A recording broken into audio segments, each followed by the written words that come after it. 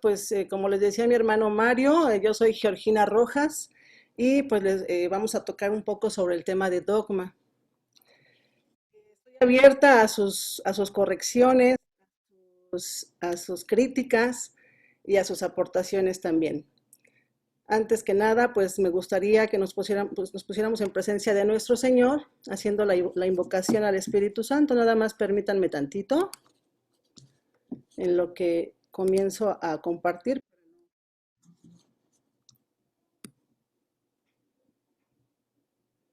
Listo. Ahí se ve, ¿verdad?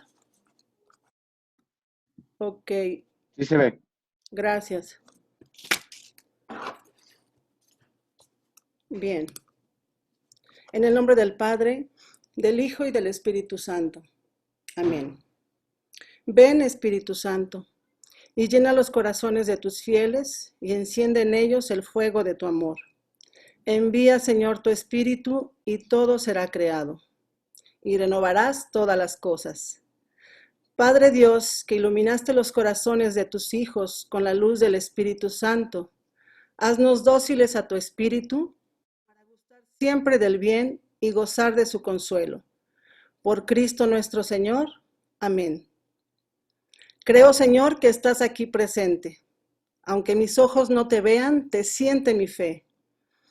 Aparta de mí los pensamientos extraños y haz que comprenda las meditaciones que en este tema quieres enseñarme y que me decida a practicarlas.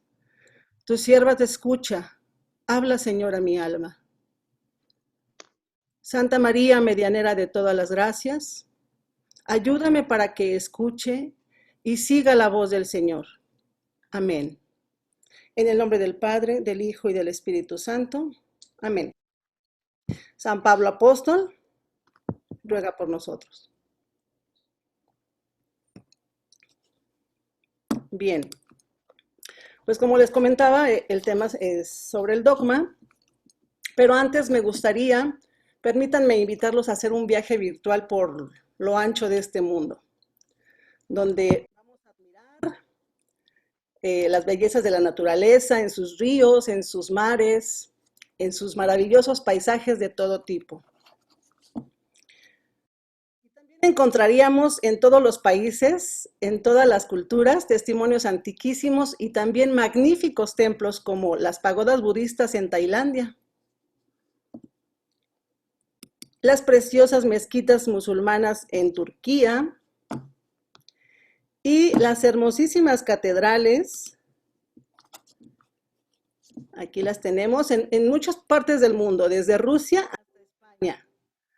hasta España, hasta pasar por el Vaticano.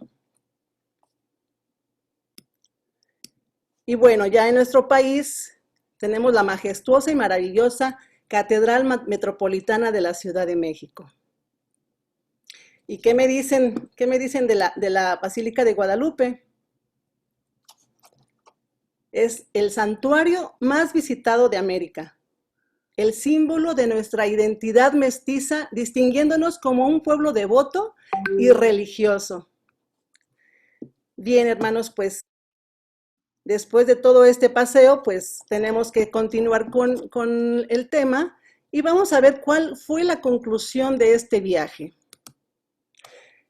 La conclusión de este viaje no puede ser otra que el hombre es un ser espiritual por naturaleza, que desde su cultura y sus tradiciones ha buscado honrar al verdadero Dios o a diversas divinidades, con muchas expresiones, ritos y con toda la magnificencia que ha sido capaz en su época.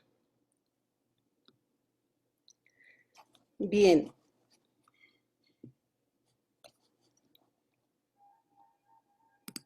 En el capítulo primero, apartado 27 del Catecismo de la Iglesia Católica, encontramos esta aseveración. El deseo de Dios está inscrito en el corazón del hombre porque el hombre ha sido creado por Dios y para Dios. Y Dios no cesa de atraer al hombre hacia sí y solo en Dios encontrará el hombre la verdad y la dicha que no cesa de buscar. Sin embargo, El hombre libre y limitado por naturaleza también es víctima de equivocaciones, de rebeldías y de la negación de Dios, viviendo como decía San Juan Pablo II, como si Dios no existiera. ¿Cuántos católicos sin formación buscan erróneamente en las prácticas esotéricas o espiritistas llenar ese hueco en su vida interior, negando la existencia de Dios y refiriéndose a Él como el universo, la naturaleza, que la vida, etcétera? El hombre puede olvidar o rechazar a Dios, pero Dios no cesa de llamar a todo hombre, buscándolo para que viva y encuentre la dicha. Ese es el propósito de Dios Padre.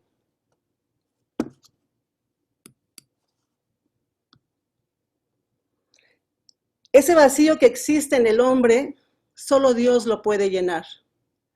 San Agustín expresó bellamente la nostalgia de Dios. Nos hiciste para ti y nuestro corazón está inquieto hasta que descanse en ti. Qué bello, ¿verdad? Así del acontecimiento del mundo y del hombre se llega a la certeza de la existencia de aquel que el ser en sí mismo, sin origen y sin fin, al que nosotros llamamos Dios. Y así llegamos a la ciencia que nos enseña el conocimiento de Dios. Gracias, hija. De los deberes que nos han impuesto y de los que nos llevan a Él, la religión.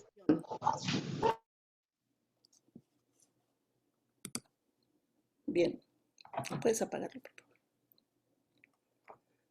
La palabra religión tiene sus raíces en latín, religare, que significa ligar, atar. Edward Burnett Taylor, antropólogo del siglo XIX, la define como la creencia en seres espirituales. La creencia en seres espirituales.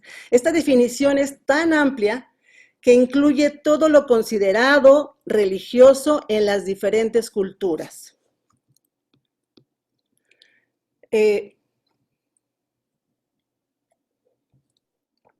Esto viene a ser entonces un complejo de doctrinas en la creencia del Dios único o de varios dioses. El hombre puede conocer a Dios y sus obras gracias a la razón humana, a partir de la observación de la naturaleza, sin que haya necesidad de recurrir a revelaciones de tipo sobrenatural. O a este conocimiento se le llama religión natural. Pero eso no basta, porque el hombre no puede saberse por sí mismo. Él no puede saber por sí mismo cómo amar y servir a Dios como Él quiere ser amado. Por eso Dios ha hablado al hombre para perfeccionarlo, dándole a conocer verdades, preceptos y medios de santificación. A este conocimiento se le llama religión revelada.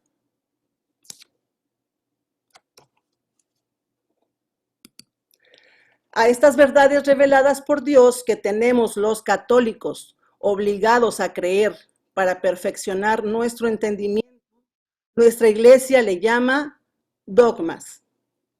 Esta palabra viene del griego dokein, que significa opinar, y que era usada también como criterio, norma o ley. El dogma se define de varias formas. Es el punto esencial de una religión, de una doctrina o de un sistema de pensamiento que se tiene por cierto y que por nada ni nadie se puede poner en duda. Es también un principio o creencia que es considerado como verdad absoluta. Se reconoce con una afirmación irrefutable innegable, frente a la cual no hay espacio para réplicas. Y en nuestra Iglesia Católica tenemos 44 dogmas. Bien. En la Iglesia Católica antiguamente se usaba más bien para indicar un principio de doctrina moral, pero a partir del siglo IV, con San Cirilo de Alejandría, fue tomado como una verdad de fe. Así es. En el siglo XVII hay una separación formal de la doctrina moral y la doctrina teórica, dando nacimiento a lo que ahora se entiende por teología dogmática. Para nosotros los católicos, el dogma es una verdad contenida en las fuentes de la revelación divina, o sea, la Biblia, las Sagradas Escrituras.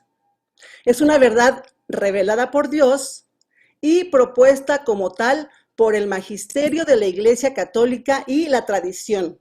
Por lo tanto, hay que creerla simplemente por el hecho de que es verdadera.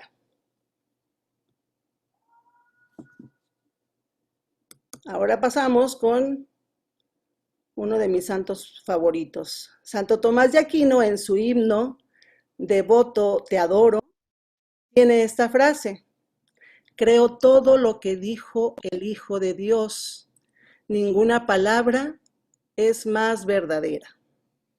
Así es, no existe verdad absoluta.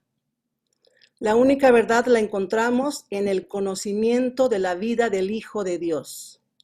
Esto a través de su palabra.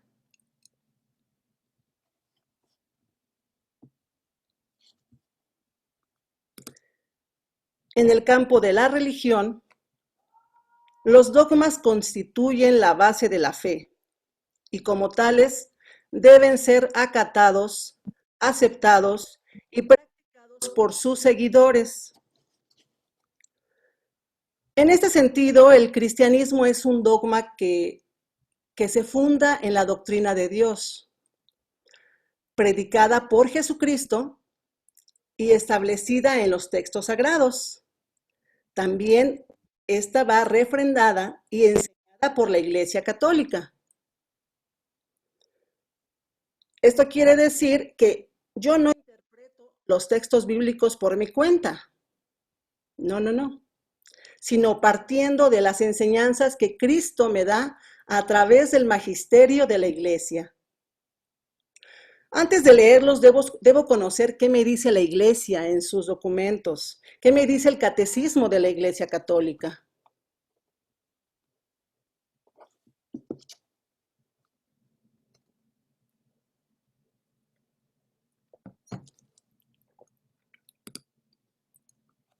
En los 20 siglos de existencia de la Iglesia Católica se han efectuado 21 concilios. 21 concilios ecuménicos, en los cuales se han definido muchos dogmas orientando y purificando la fe del pueblo y defendiéndola de los errores de toda clase de herejías. Ahora vamos a pasar a dar inicio a una breve línea del tiempo de los concilios donde se han llevado a cabo los principales dogmas declarados. A ver, permítanme.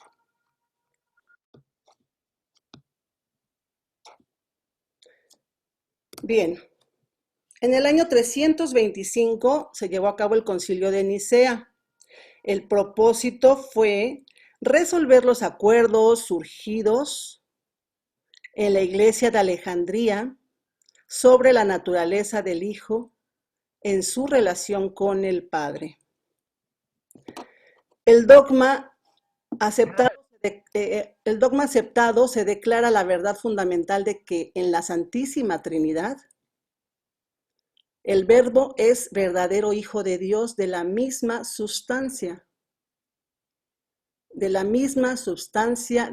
Padre y por lo tanto verdadero Dios.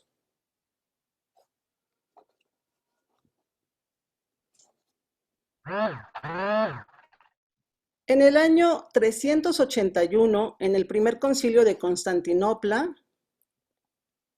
en el cual se define como dogma que el Espíritu Santo es verdadero Dios como el Padre y como el Hijo.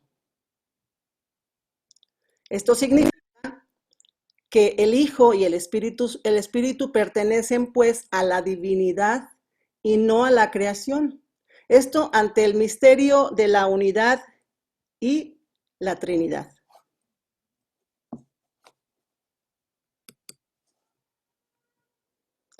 En el año 431, en el concilio de Éfeso, se declara dogma de fe, que en Jesucristo, Dios hombre, no existe sino una sola persona, la segunda de la Santísima Trinidad. Es un solo sujeto en quien la unión de las dos naturalezas es sustancial. Además, siendo Jesucristo verdadero Dios, María Santísima fue declarada dogmáticamente Madre de Dios. Verdad que fue una verdad que se refrendó en el concilio, no fue en ese mismo, fue en Calcedonia en el año 451.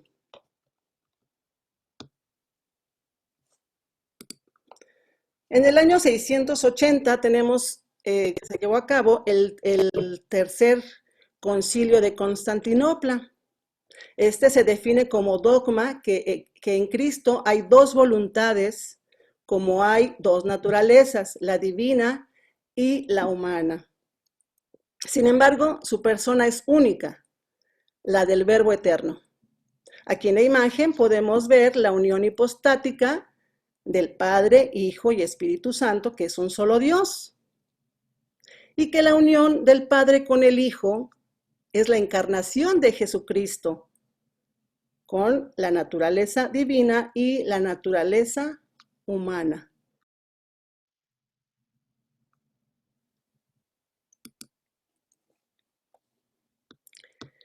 En el año 1215 tenemos que fue el concilio de Letrán.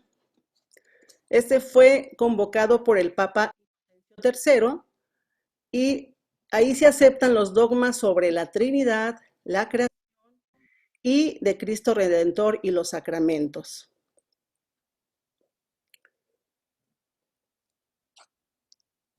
También en este concilio se llevó a cabo la exposición de la fe católica y el dogma de la transubstanciación, así como también la exhortación a los griegos para que se volvieran a unir a la Iglesia romana y así captaran su doctrina y seguir el Evangelio que nos dice que solo hay un pastor y un rebaño.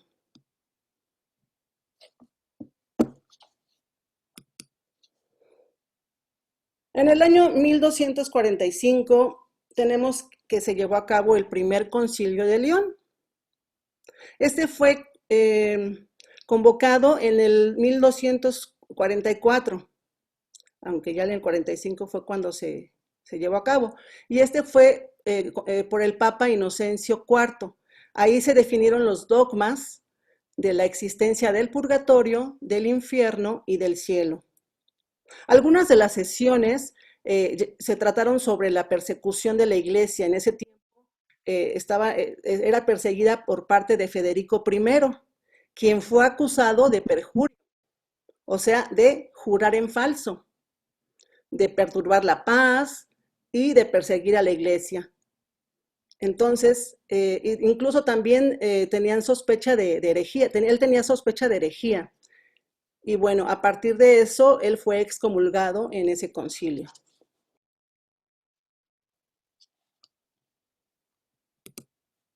En el año 1274 tenemos el segundo concilio de León,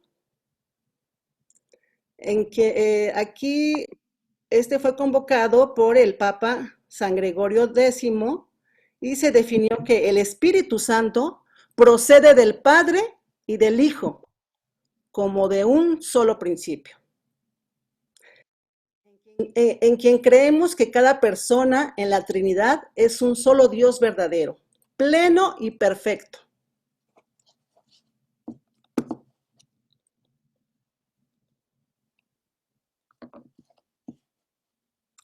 Ahora continuamos con el Concilio de Trento. Este fue en el 1540, del 1545 al 1563.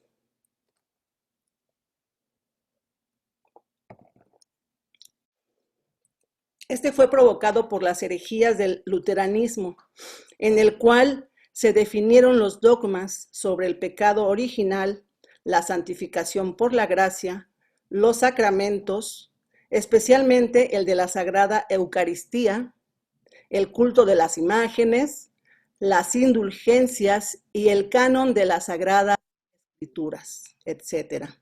Muchos más canon. Este concilio fue inicialmente convocado por Pablo III para tratar el problema de la escisión de la iglesia por la reforma protestante. La escisión quiere decir la división. Fíjense desde cuándo la iglesia venía siendo ya dividida. Se ocupó de innumerables temas doctrinales, morales, disciplinares. Todo esto de acuerdo a la problemática presentada del protestantismo, justamente.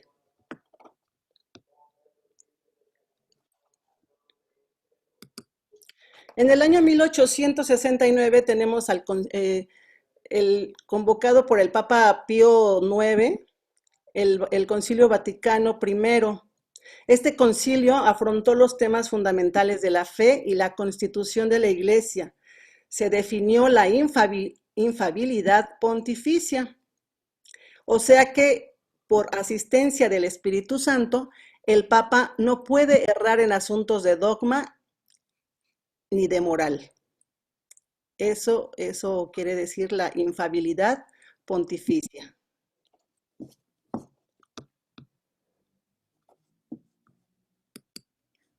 Y en el Concilio Vaticano II, en el año 1962, no fue un concilio dogmático propiamente dicho, fue un presentar al hombre actual el rostro de la Iglesia, riquísimo en sus diferentes documentos que debemos estudiar y vivir.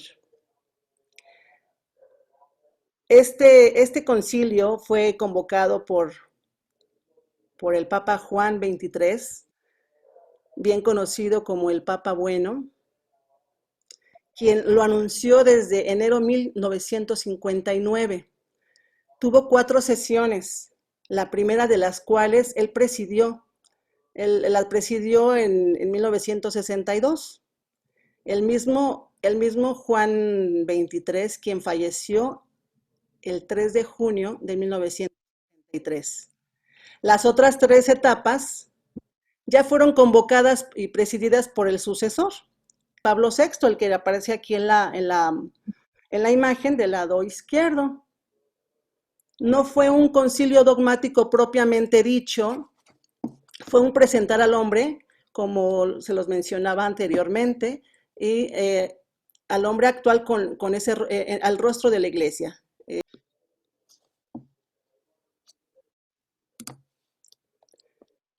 ¿En qué creemos?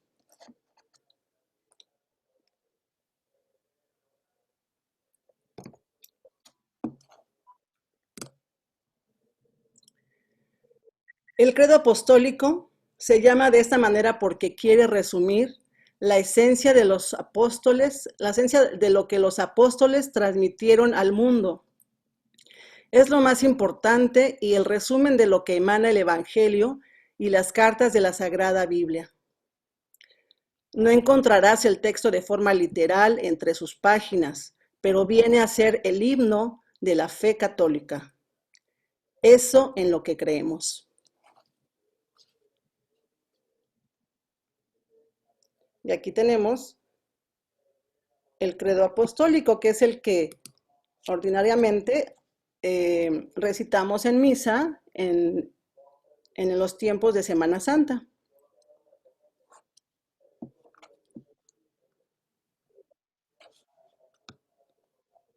Este credo fue redactado nuevamente de manera de manera más explícita en el concilio de Nicea y Constantinopla. Esto todo fue para aclarar las herejías arrianas, como lo mencionaba anteriormente en la línea del tiempo, y es el que recitamos, como les comentaba, en la Santa Misa en nuestra profesión de fe. Se le llama credo porque da comienzo en latín con esa palabra que en español es creo. Hemos de tener en mente que cada una de las frases, enunciado, cuando se enuncian, son frases maravillosas, las verdades más absolutas, como lo decíamos. Todo esto ha sido la causa de muchos martirios. Miles de cristianos dieron su vida por nuestro credo, por cada una de las 12 sentencias que lo componen. Nuestros antepasados nos heredaron esto y yo creo que es justo y necesario meditarlo, aquilatarlo en todo lo que vale. Cada renglón, cada frase, cada palabra es una joya invaluable de verdad. Si todo esto lo meditáramos paso a paso y lo discutiéramos incluso, sería transmitida fielmente a través de los siglos. Así se iría pasando, porque a veces nada más hacemos como esa repetición, ¿no?, de memoria, porque desde niños nos lo aprendimos y todo, y jamás nos ponemos a desmenuzar, a saborear cada frase. Bien. En el credo de Niceno, este credo nació en el siglo IV, como respuesta a la herejía arriana. Se formuló durante los concilios de Niceno y de Constantinopla. Y quisieron remarcar la fe en la Santísima Trinidad que Arrio había puesto en cuestión. Aquí me equivoqué, es de Nicena. Fíjense que este credo de Niceno nació, permítanme tantito, nada más porque.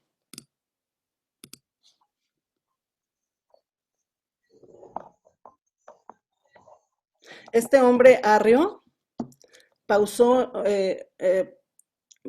puso en duda la divinidad de Cristo, y es por eso que se llevó a cabo este concilio.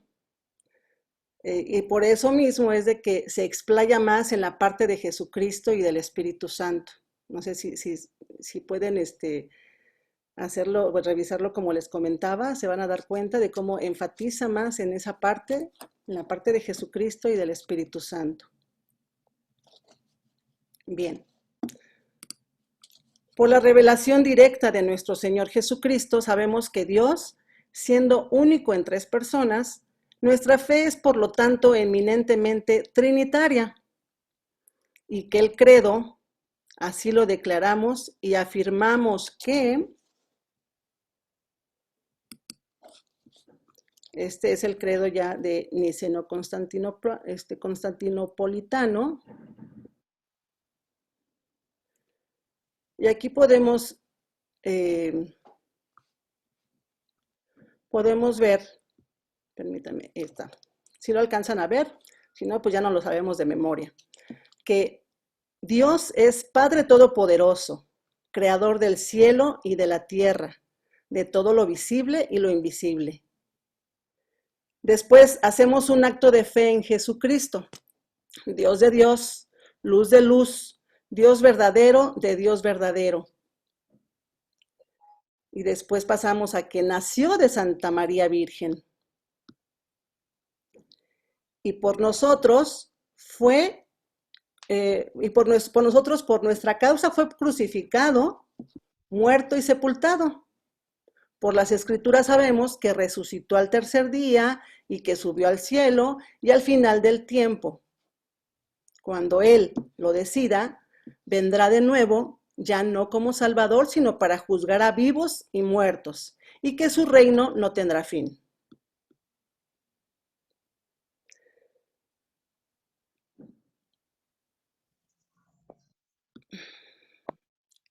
Enseguida declaramos nuestra fe en la tercera persona del Espíritu Santo, donde decimos Señor y dador de vida. Eso nos comunica la vida divina por el bautismo y los demás sacramentos. A Él le debemos la adoración y gloria, como el Padre y el Hijo, en quien a lo largo de los siglos habló al pueblo de Dios por medio de los profetas en el Antiguo Testamento. Pero el credo no termina aquí. Continuamos haciendo un acto extra de fe sensacional. Enseguida declaramos nuestra fe en la tercera persona de Dios, Espíritu Santo, Señor y dador de vida. Nos comunica la vida divina por el bautismo y los demás sacramentos. Perdón, aquí ya me equivoqué. Y aquí entramos a cuando confieso que hay un solo bautismo.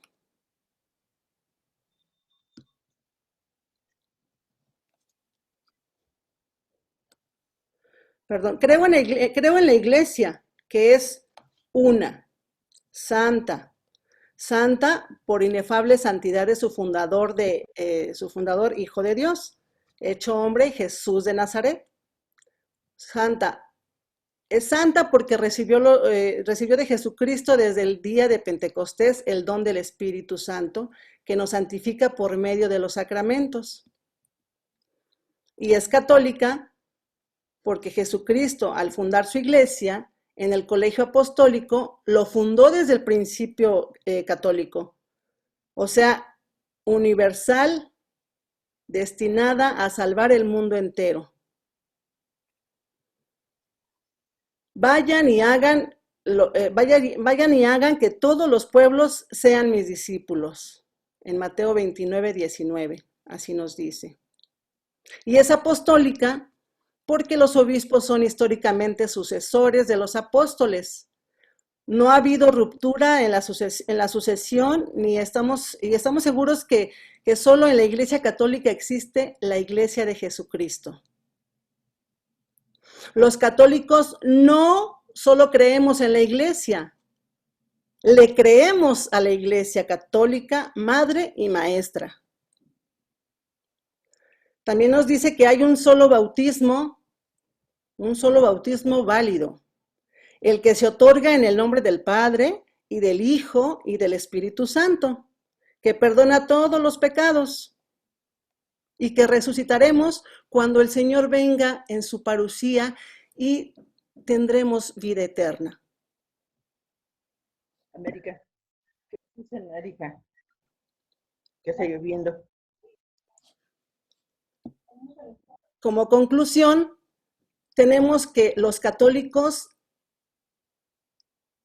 tenemos la fortuna de contar con el magisterio eclesiástico, que apoyándose en las Sagradas Escrituras y asistido por el Espíritu Santo, nos ayuda a conocer y comprender cada vez mejor y con toda seguridad la verdad revelada. Los dogmas del catolicismo son garantía de estar en el camino auténtico de la fe y, por lo tanto, de la salvación. Amén. Hasta aquí mi participación, hermanos. Muchas gracias. Buenas noches de colores. Adelante. Todo lo que... Muchas gracias, Ginita. Y ahorita vamos a hacer una entrada de preguntas y respuestas, pero sí me gustaría que, ahorita que tenemos a nuestros sacerdotes, que nos aterrizaran un poquito el tema o nos den su opinión. Aquí está el padre Raúl. También... ¿quién más? Veo al padre Ricardo. Padre Raúl, si quiere participar, adelante, padre Raúl. Muy completa la exposición y muy clara. Por supuesto que se trata de asuntos de tal riqueza y de tal magnitud que difícilmente podríamos agotarlos. Para eso precisamente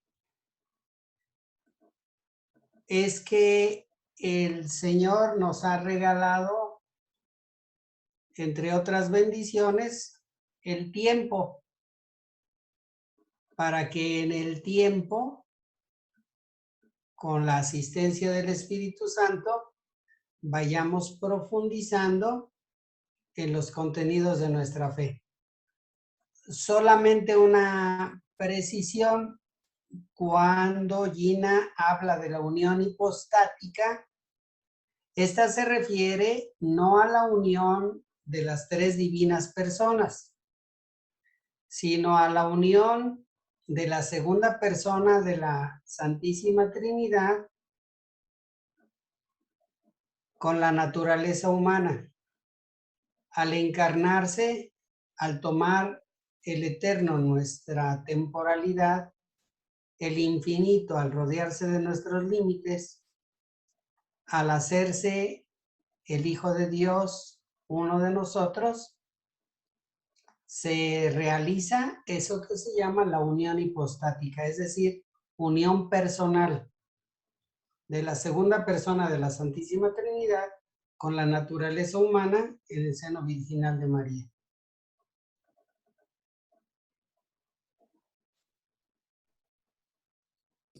Gracias, Padre. Muchas gracias. Muchas Ya gracias, no padre. vamos a quemar en la hoguera de los herejes a Gina. Exacto. Gracias, muchas gracias, padre. Padre Ricardo, ahí anda, por aquí. Padre Ricardo Velotti. Felicidades, Adelante, a Gina. padre. Felicidades a Gina por su excelente exposición, muy clara, también como comparto con el padre Raúl. Para que nos demos cuenta que la iglesia es histórica y cuando la iglesia fue como ingresando a nuevas culturas, aparecieron preguntas sobre la verdad de Jesucristo, sobre la verdad de Dios mismo. Entonces tuvieron que ponerse como a analizar, a reflexionar. Ahí intervinieron mucha gente, no solamente los obispos, sino también los monjes, los laicos también, hay laicos que participan, para que veamos también que los dogmas no se hicieron de la noche a la mañana, no se los sacaron de la manga, como muchas veces dicen nuestros hermanos separados, sino que fue una reflexión muy seria, muy responsable de los hermanos, ¿no?, que vivían en el año 300, en el año 600, ¿no?, digamos, los concilios que van definiendo quién es Cristo, los dogmas cristológicos, lo de la Santísima Trinidad, lo de la Madre también de Cristo, la Teótocos. Entonces yo creo que nos ayuda a ubicarnos que esta iglesia, a medida que se fue extendiendo, aparecieron nuevas preguntas. El dogma es como, nos decía un profesor una vez, es como el marco de una ventana. Si yo quito ese marco, pues va a haber muchas dificultades. Es como la estructura en donde la fe apostólica de los que estuvieron con Jesús se fue afianzando, se fue confirmando con la asistencia del Espíritu Santo. Es una bendición tener estos dogmas porque nos ayudan a profundizar mucho más en el misterio de Dios, que es difícil comprenderlo y no lo vamos a comprender en muchas cosas por la eternidad. Dios es mucho más grande que el ser humano. Pero balbuceamos, como decía un teólogo, decimos muchas cosas al respecto. Entonces, hoy en día hay otras preguntas, pero estas son como la base, la estructura en donde nosotros aceptamos a Cristo en el siglo XXI, porque no nos tocó vivir en aquella época, para que veamos que hay todo un camino, hay todo un recorrido. La iglesia no nació hace 20 años, tiene muchos siglos, y ha ido aprendiendo, como también nosotros vamos aprendiendo todos los días, y ese es un gran consuelo, porque tenemos al magisterio que se reúne a reflexionar y van surgiendo preguntas nuevas, etc. Y es una bendición estar también dentro de lo que es esta profesión de fe. Y yo diría el dogma, el credo, que nosotros, el credo largo, como le llamamos, ¿verdad?, que es el niceno constitucional, y el credo corto, que es cuando se reza en semanas en Pascua, quiere provocar una actitud de fe. Es decir, yo cuando lo rezo, yo tengo que ir confirmando mi fe cada palabra. Porque eso es lo que nos va a ayudar a crecer, hermanos. Lo podemos repetir de manera distraída y quedarnos nada más, pero si yo digo, creo en Dios Padre, que es todopoderoso, creador del cielo y de la tierra, de todo el universo. Creo en Jesucristo, pero cerrar los ojos y profundizar, porque quiere realmente Dios mi respuesta, y una respuesta comunitaria, pública, porque generalmente lo hacemos en la misa, ¿no? En la misa, también lo podemos hacer personas, pero cuando estoy en la misa, esta es la fe. Esto es lo que hemos recibido, y es un don, es la gracia de Dios desde el bautismo, que nos hace que nos comprometamos y digamos, sí, yo creo. Y estoy capaz de dar la vida por este credo, porque yo creo en el Padre, el Hijo y el Espíritu Santo, como también los dogmas marianos, etc. Pero sobre todo esto que es justamente de Dios. El testimonio. Meditarlo, aunque sea solo, escribirlo, cosa que realmente no solamente se me quede grabado de memoria, sino que realmente provoque en mí una adhesión mucho más grande, una confianza mucho más desarrollada. Esto que vemos en el en el tercer día del cursillo, cuando hablamos justamente que esta fe se tiene que ir creciendo, madurando, ¿se acuerda cuando hablamos vida cristiana? Se tiene que ir profundizando. Y en el cuarto día, hasta el final de nuestros días aquí, va a ser una profundización de esta fe. Amarla y defenderla, porque también cuando es atacada la iglesia en estos puntos, hay que decir, no, está equivocado, y poner evidencias, porque hay pruebas. Es lo que presentó Gina, ¿verdad? Hay todo un libro, ¿sí? Con todos los dogmas, especialmente estos, y otros más que se fueron desarrollando. Y sobre todo, lo que el magisterio pontificio fue haciendo junto con los obispos. Gracias a Dios que Jesús dejó todo un equipo, que son los apóstoles, bueno, todo un equipo que fue reflexionando y fueron como llevando adelante esto, y la iglesia misma se hizo cargo con el tiempo hasta nuestros días. Muchas gracias, y esa es mi pequeña aportación. Muchas gracias, Padre. Gracias. Muchas gracias, Padre. No sé si... Adelante, Sergio. Bueno, en Sí. poco tiempo, como tú, Gina, 40 minutos, pues es muy difícil redactar todos los dogmas. Habló básicamente de los dogmas conciliares, pero también recuerden que tenemos dogmas no conciliares. Por ejemplo, el Papa, como sucesor de Pedro, pues tiene esa potestad. Uno de ellos pues fue por ahí, creo que de 1854, el dogma de la Inmaculada Concepción de María. 4 años después, en Lourdes, ella misma al aparecer se nombró así. Se presentó así, ¿no? Yo soy la Inmaculada Concepción. Entonces también otros dogmas, pues también habló de uno, creo, me parece que escuché el de María, Madre de Dios, pero también tenemos el dogma de la Asunción de María. Son dogmas no conciliares, pero también Papa tiene esa potestad. Pues gracias, es todo lo que quería comentar. Gracias, Sergio, sí es cierto. Gracias. Muchas gracias, Sergio. Bueno, ya vamos a cerrando. Nada más, no sé si alguno de nuestros hermanos, una última participación, alguien que quiera hacer algún comentario, decirle algo a Gina o preguntarle algo a los sacerdotes. Aquí estamos. No sé si alguien quiera participar o decir algo. ¿No? Ok. Perdonando hoy con mi internet súper lento, pero ahí vamos. No sé si me frisé la vez pasada. Ok, padre. Mario. Sí, Fer, adelante, Sí, Fer. oye, no, fíjate que yo siempre he tenido esa duda, ¿no? Nos han dicho que en el credo de los apóstoles Dios muere, resucita y desciende a los infiernos.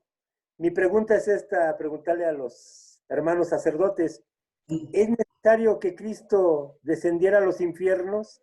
Esto sabemos que porque saca gente, saca almas, pero mi pregunta es esa, ¿no? Siempre, y ese interrogante, porque yo lo he escuchado también, bueno, ¿y por qué era necesario que Dios nuestro Señor descendiera al infierno? ¿No? A ¿La ver, puedo contestar yo? si eres Sí, padre. Adelante, Sergio. si el padre, si el padre Ricardo dice, ya te nombró monseñor.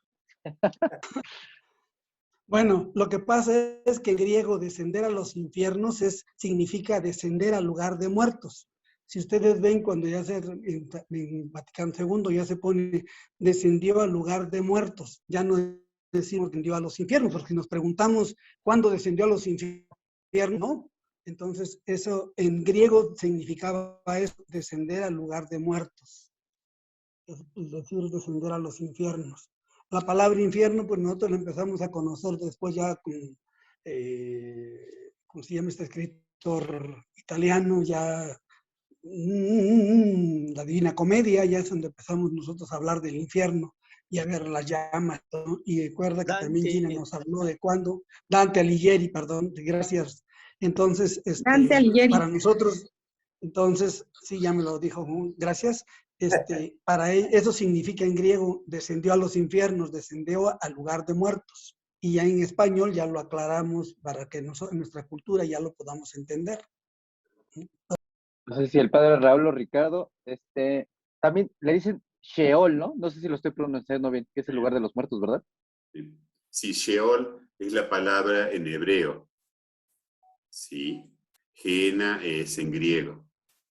Acá el padre Raúl nos puede ayudar mucho con ese tema. El Señor resucitado, glorificado, pues quiere destacar que está en todas las dimensiones y también en el lugar de los muertos. ¿Sí? Y es algo importante, digamos, porque Él es el Señor de la vida y de la muerte, así lo profesamos, ¿no? Digamos, Él vence a la muerte y está de otra manera. Y muy bien como lo dijo Sergio, pues es infernus en latín, es como este descenso, ¿no? Pero pues no nos quedemos con toda esta imaginación de una novela como es la de la Divina Comedia, de Dante Alighieri, sino más bien quedarnos con esta realidad salvífica, un Cristo glorificado, que tiene como todo este poder, digamos, después de haber pasado por la muerte y la crucifixión y muerte, es resucitado. Pero está muy bien, sí. Hasta aquí el padre Raúl puede acompañarnos también. Sí, el concepto del Sheol en la mentalidad hebrea es el destino común de todos los mortales, buenos y malos. No es concebido propiamente como lugar de castigo o de condenación eterna. Cuando en el credo de los apóstoles se dice que Cristo resucitado descendió a los infiernos, está indicando el carácter universal de la salvación operada en la Pascua del Señor. Con su pasión, muerte y resurrección, Cristo ha liberado de la esclavitud del pecado y de la muerte, no solo a los que vivimos después de Él, sino a los que vivieron antes que Él. Hay un texto, si mal no recuerdo, de las cartas de San Pedro, en donde dice que fue a liberar a los espíritus encadenados. Se refiere precisamente a todos los que antes que Cristo vivieron y que también están llamados a la salvación por Cristo.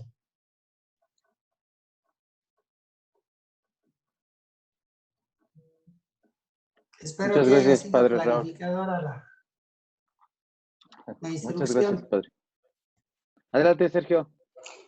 No, la aclaración que dije de la Divina Comedia es que fue a esa época en que nosotros en el mundo occidental empezamos a conocer la palabra infierno. Sí, no que se refería al infierno, nada más. En esa época Jesús ahí Javier sí, quiere comentar algo. Adelante, Jesucito. Tu micrófono, Jesús. Tu micrófono. Ahí. Ya, gracias. Ya quedó, Jesús. Padre, Ya, listo. eso es lo que mencionan como que descendió al seno de Abraham. ¿Es eso? No, cuando se habla del seno de Abraham, es la parábola del rico Epulón y Lázaro el pobre, Ajá. que presenta San Lucas el Evangelista. En esa parábola, la expresión el seno de Abraham ya hace alusión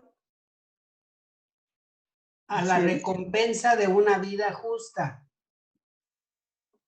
Ajá. a diferencia del hombre insensible que vivió sin mostrar el mínimo interés por su prójimo, aunque yacía a la puerta de su casa. El rico Ahí en Epulón. esa parábola ya existe esta perspectiva de la recompensa de las buenas obras del hombre justo y la condenación del hombre impío. Lo que en la enseñanza de Jesús hace alusión al fuego que no se extingue y que está presente en la perspectiva que los teólogos llaman escatológica de los textos evangélicos.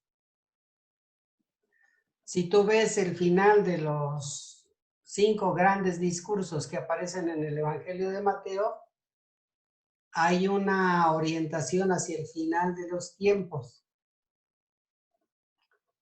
En el Sermón de la Montaña, por ejemplo, dice Jesús, no todo el que me diga Señor, Señor, entrará en el reino de los cielos, sino el que cumpla la voluntad del Padre que está en los cielos.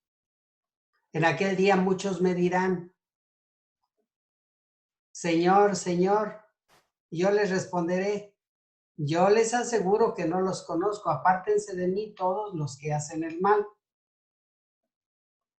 Entonces será para ellos el llanto y el rechinar de dientes cuando vean a los justos participando del banquete celestial, sentados a la mesa con el Padre Abraham. Esa perspectiva también está presente en el discurso apostólico que aparece en el capítulo 10. El que me reconozca delante de los hombres, yo también lo reconoceré ante mi Padre que está en el cielo. Pero al que me niegue delante de los hombres, yo también lo negaré ante mi Padre que está en el cielo. En el discurso parabólico que aparece en el capítulo 13, está la parábola de la red que los pescadores echan al mar y recogen toda clase de peces, buenos y malos. Y luego los pescadores se sientan en la playa y se ponen a escoger. Echan los peces buenos en cestos y a los malos los arrojan al fuego que no se extingue. En ese sentido va la expresión de el seno de Abraham. Gracias, Padre. Muchas gracias, Jesús. Gracias, Padre. Bueno, ya para cerrar, y si nos puede dar su bendición, Padre Raúl y Padre Ricardo, por favor. Por supuesto que sí, con mucho gusto y con mucho cariño. Que el Señor esté con ustedes. Y con tu espíritu. Y que la bendición de Dios Todopoderoso, Padre, Hijo y Espíritu Santo, descienda sobre ustedes, sobre todos los suyos, y permanezca para siempre. Amén. Amén.